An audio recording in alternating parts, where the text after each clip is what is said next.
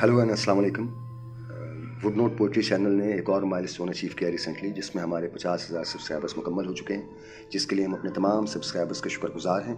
और साथ साथ जहाँ जहाँ पाकिस्तान में, इंडिया में और दुनिया भर में जहाँ कहीं उर्दू शायरी बोली, सुनी और समझी जाती है, और जो लोग रेगुलर हमारे चैनल को विज़िट करते हैं, हम उन तमाम लोगों के शुक्रगुजार हैं।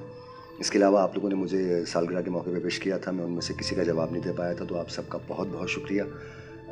इसके साथ साथ आप लोग कमेंट्स में काफ़ी सवाल पूछते हैं, मैं उनका भी रिप्लाई नहीं कर पाता, तो उसके लिए मैं कोशिश करूँगा कि इस वीडियो पे आने वाले जो भी कमेंट्स हों, मैं उनका रिप्लाई कर सकूँ और जो भी आपने सवाल जो पूछे हैं उसका जवाब दे सकूँ। एक जोक आजकल चल रहा है, एक मीम है कि एक यूट्यूबर को अदालत ने फांसी की सज़ा सुनाई और उसकी आखिरी ख्वाहिश पूछी, तो उसने कहा कि लाइक करें, शेयर करें और सब्सक्राइब करें। तो मेरी ख्वाहिश भी यही है, आखिरी अलबत्ता नहीं है, कि लाइक करें, शेयर करें और सब्सक्राइब करें।